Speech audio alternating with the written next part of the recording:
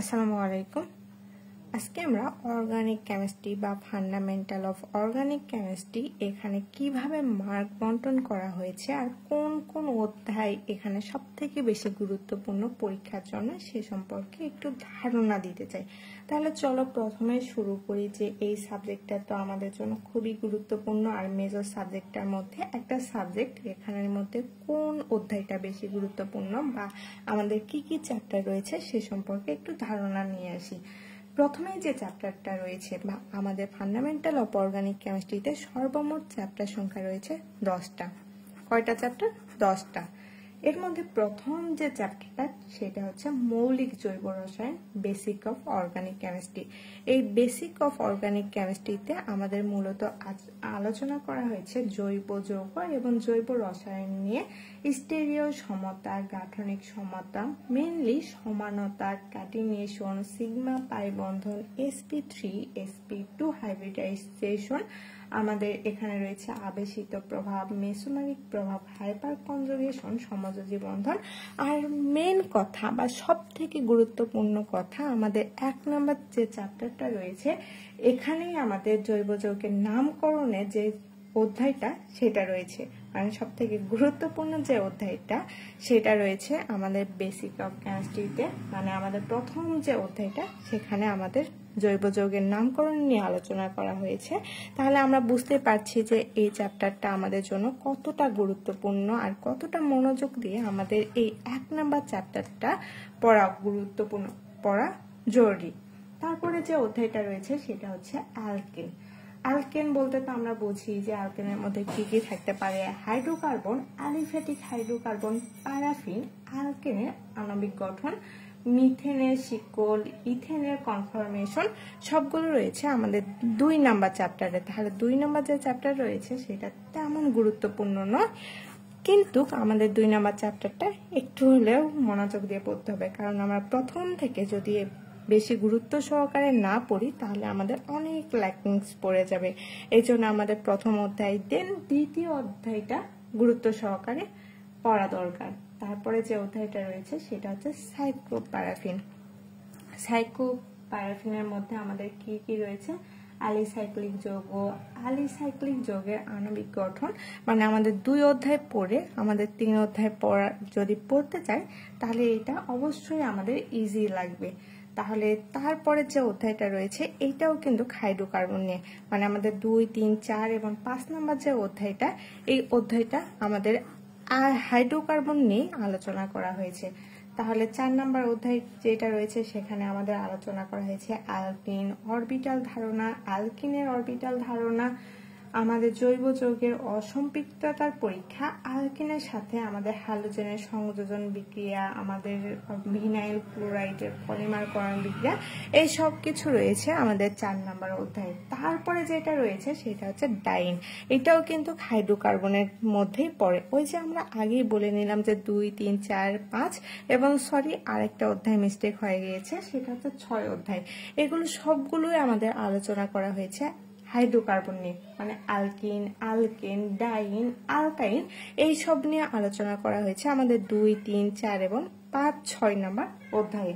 তাহলে ডাইন বলতে তো আমরা জানি যে ডাইনটা কি। ডাইন 1,3-বিউটা ডাইনের স্থিতিশীলতা, 1,3-বিউটা ডাইনের ধর্মাবলী, সবকিছু নিয়ে আলোচনা করা হয়েছে আমাদের 5 নাম্বার অধ্যায়ে। তারপরে যে অধ্যায়টা রয়েছে সেটা হচ্ছে অ্যালকাইন। অ্যালকাইনে আমাদের আলোচনা করা হয়েছে অ্যালকাইনের ভৌত ধর্ম বা আমাদের অ্যালকেন, অ্যালকিন, অ্যাসিটিলিনের মধ্যে পার্থক্য, মিথেন, ইথিলিন, অ্যাসিটিলিনের প্রয়োগ ইত্যাদি এই সম্পর্কে আলোচনা করা হয়েছে আমাদের 6 নাম্বার অধ্যায়। তারপরে যেটা রয়েছে সেটা আমাদের অনেক বড় একটা অধ্যায় এবং গুরুত্বপূর্ণ অধ্যায়, সেটা হচ্ছে 7 নাম্বার অধ্যায়, অ্যারোমেটিক হাইড্রোকার্বন। অ্যারোমেটিক হাইড্রোকার্বনে আমাদের আলোচনা করা হয়েছে বেনজিন নিয়ে, বেনজিন, হ্যাকেল নিয়মের প্রয়োগ, অ্যান্টি অ্যারোমেটিক যৌগ, নন অ্যারোমেটিক যৌগ, বেনজিনের প্রস্তুতি, আরাইল, অ্যালকাইল গ্রুপ বা মূলক, বেনজিনের প্রস্তুতি, ফিডেল কাট বিক্রিয়া, ফিডেল কাট অ্যালকাইলেশন বিক্রিয়া, অ্যাসাইলেশন বিক্রিয়া, জুট বিক্রিয়া, বেনজিনের ব্যবহার ইত্যাদি সম্পর্কিত বিষয়গুলি আলোচনা করা হয়েছে আমাদের 7 নাম্বার অধ্যায়ে বা অ্যারোমেটিক হাইড্রোকার্বনে। তারপরে যে অধ্যায়টা রয়েছে সেটা হচ্ছে আমাদের 8 নাম্বার অধ্যায়। 8 নাম্বার অধ্যায় মূলত আমাদের অ্যালকাইল ও আরাইল হ্যালাইড নিয়ে। আমাদের জৈব যৌগ মানেই তো আমরা বুঝি বেনজিন চক্র, অ্যালকেন, অ্যালকিন, অ্যালকাইল, এসব কিছু নিয়েই আমাদের পুরা জৈব যৌগের যে বইটা সেটা লেখা হয়েছে। সো আমাদের 8 অধ্যায়টাও ওই একই জিনিস নিয়েই, সেটা হচ্ছে অ্যালকাইল এবং আরাইল হ্যালাইড নিয়ে। তাহলে বুঝতে পারছি যে এখানে SN1, SN2, E1, E2, গ্রিডল্যান্ড বিকারক, chloroform, alkyl মনোহ্যালাইড বা আমাদের হ্যালোজেন যৌগ, এসব কিছু নিয়ে আলোচনা করা হয়েছে আমাদের 8 নাম্বার অধ্যায়ে বা অ্যালকাইল আরাইল হ্যালাইড নিয়ে। হ্যালাইড বলতেই তো আমরা বুঝি যে অ্যালকাইলের সাথে কোনো একটা হ্যালোজেন যুক্ত করে দিলে সেটা আমাদের অ্যালকাইল হ্যালাইড, বা আরাইল মূলকের সাথে হ্যালোজেন যুক্ত করে দিলে সেটা আমাদের আরাইল হ্যালাইড। এই ছিল আমাদের 8 অধ্যায়ের বিষয়বস্তু। তারপরে আসি 9 অধ্যায়ে। 9 অধ্যায়ে আমাদের কি নিয়ে আলোচনা করা হয়েছে? অ্যালকোহল এবং ফেনল নিয়ে।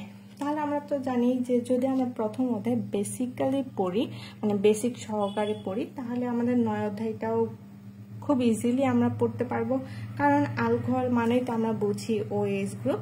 এই যে OH গ্রুপ বা অ্যালকোহল, ফেনল এর শ্রেণী বিভাগ, মিথাইল অ্যালকোহল, ইথাইল অ্যালকোহলের শনাক্তকরণ পরীক্ষা, benzyl alcohol, phenol carboxylic acid, ফেনলের প্রস্তুতি, ভৌত ধর্ম, রাসায়নিক ধর্ম, ফেনলের শনাক্তকরণ, এই সম্পর্কিত যে টপিকসগুলো সেগুলো আলোচনা করা হয়েছে আমাদের 9 নম্বর অধ্যায়ে। তারপরে সর্বশেষ যে অধ্যায়টা সেটা হচ্ছে আমাদের ইথার এবং ইপোক্সাইড। ইথার ইপোক্সাইডের শ্রেণী বিভাগ, ইথার ইপোক্সাইডের আণবিক গঠন, প্রস্তুতি, উইলিয়ামসন সংশ্লেষণ, ভৌত এবং রাসায়নিক ধর্ম, ইথারের প্রয়োগ, ডাইইথার, ইথার ইপোক্সাইড, ইপোক্সাইডের প্রস্তুতি, ভৌত এবং রাসায়নিক ধর্ম, ক্রাউন ইথার ইত্যাদি সম্পর্কিত যে বিষয়গুলি সেটা আমাদের 10 নম্বর চ্যাপ্টারে রয়েছে। এই ছিল আমাদের মূলত চ্যাপ্টার সংক্রান্ত টপিকস। তারপরে আসি যে আমাদের এখানে কত মার্কসের অ্যান্সার হয় বা আমাদের কিভাবে অ্যান্সার হয় সেইগুলো একটু দেখে নিই। আমাদের মূলত এই অর্গানিক কেমিস্ট্রিতে থাকে ক বিভাগ, খ বিভাগ এবং গ বিভাগ, 3টা বিভাগ, ক বিভাগ, খ বিভাগ এবং গ বিভাগ। ক বিভাগে কি থাকে বলতো? অতি সংক্ষিপ্ত প্রশ্নাবলী।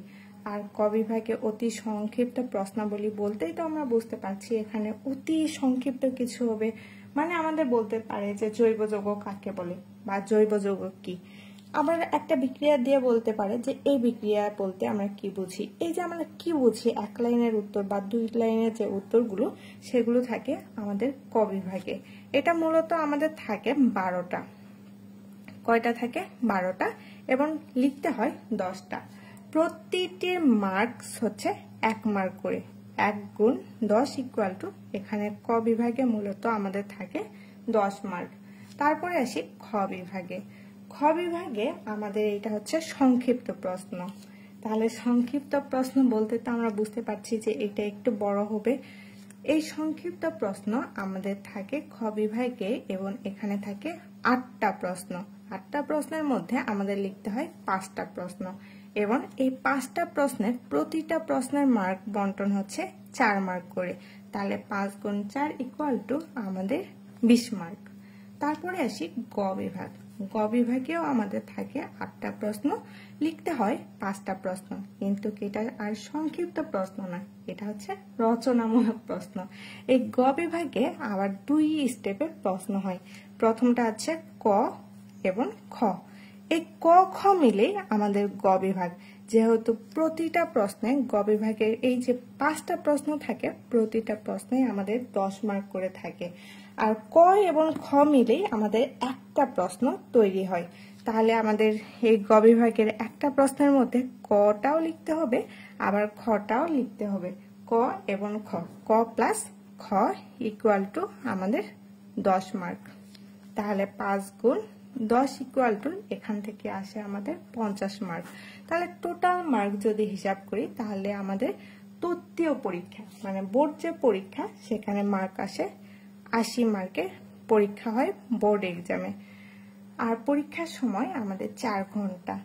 আর আমাদের 20 মার্কের পরীক্ষা হয় ইন কোর্স, মানে কলেজে যে পরীক্ষাটা হয় সেটা হচ্ছে আমাদের ইন কোর্স পরীক্ষা। এটা আমাদের হিসাব করে মার্ক দেওয়া হয় যে আমাদের উপস্থিতির উপরে বা আমাদের আচার ব্যবহারের উপরে আমাদের পরীক্ষার ইনকোর্স পরীক্ষার মাধ্যমে আমাদের সর্বমোট যোগফল দেওয়া হয় 20 মার্ক। তাহলে সর্বমোট টোটাল অর্গানিক কেমিস্ট্রিতে যে মার্কটা সেটা হচ্ছে 100 মার্কের পরীক্ষা হয়, মানে 80 মার্ক আমাদের তত্ত্বীয় পরীক্ষায় এবং 20 মার্ক ইনকোর্স পরীক্ষা। তাহলে মার্ক যদি হিসাব করি অর্গানিক কেমিস্ট্রিতে মার্ক আমাদের 80 প্লাস 20 ইকুয়াল টু 100 মার্কের পরীক্ষা হয়। এই ছিল মোটামুটি আমাদের অর্গানিক কেমিস্ট্রি বা ফান্ডামেন্টাল অফ অর্গানিক কেমিস্ট্রি নিয়ে আলোচনা। আমরা আগামী ক্লাসে অর্গানিক কেমিস্ট্রির প্রথম অধ্যায় সম্পর্কে বিস্তারিত জানার চেষ্টা করব। আসসালামু আলাইকুম।